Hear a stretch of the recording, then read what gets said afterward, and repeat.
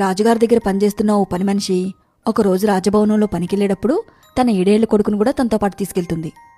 అమ్మ రాజుగారి గది ఊడుస్తుంటే కొడుకు చేతికో వజ్రం దొరుకుతుంది.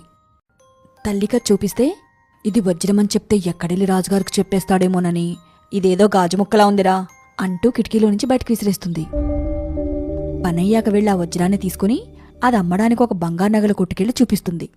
కొట్టువాడికి దురాశ కలిగి ఇది వజ్రం కాదు గాజుముక్క అంటూ దాని రోడ్డు మీదకి విసిరేస్తాడు. పని మనిషి అది నమ్మి నిజమే కాబోలు అని అనుకుంటూ నిరాశతో వెళ్ళిపోతుంది. తర్వాత బంగారు కొట్టువాడెళ్ళి ఆ వజ్రాన్ని తీసుకుని ఓ వజ్ర వ్యాపారి దగ్గరికెళ్ళి ఇది కొంటావా అని చూపిస్తాడు.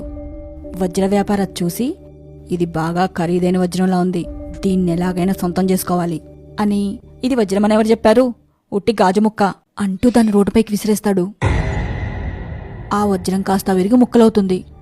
అదేంటి 2 సార్లు విసిరినా పగలలేదు, మరిప్పుడెలా పగిలింది? చెప్తాను. ముందుగా ఈ కథలో మనం 2 నీతులు నేర్చుకోవాలి. 1, పని మనిషి నిజాయితీగా ఉంటే కొడుక్కి అబద్ధం చెప్పాల్సిన అవసరం ఉండేదే కాదు. దొరికిన వజ్రం రాజుగారికి తిరిగిస్తే ఎంతో కొంత బహుమతైనా పొందేది, కొడుకు కూడా నిజాయితీదారులు నడుచుకోవాలి అనే పాఠమూ నేర్చుకునేవాడు. 2వది, 2 సార్లు పగలని వజ్రము 3వసారి ఎందుకు పగిలిందో తెలుసా?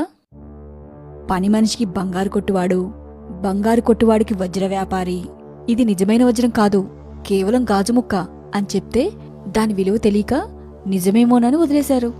కాని వజ్ర వ్యాపారి అది నిజమైన వజ్రమని తెలిసి కూడా రోడ్డు మీద విసిరేశాడు. విలువ తెలిసిన తర్వాత కూడా విస్మరిస్తే మనసు విరిగి పగిలిపోదా చెప్పు? కాలేజీలో మా టీం బాస్కెట్బాల్ ట్రోఫీ గెలిచిందన్నా అని తమ్ముడొచ్చి నీకు ఆనందంతో చెప్తే నువ్వు పెద్దగా పట్టించుకోలేదు. నా వాళ్లకే నా విలువ లేదు అని వాడి మనసు కూడా ఆ వజ్రంలా ముక్కలై ఉండొచ్చు కదా. మన విలువ బయటి వాళ్ళు గుర్తించుకున్నా పర్వాలేదు, ఇంటి వాళ్ళు పట్టించుకోకుంటేనే బాధాకరం. శబాష్ అని ఒక్క పదం చాలరా ఇంకో 100 అడుగులు ముందుకెళ్లే ధైర్యాన్ని ఇస్తుంది.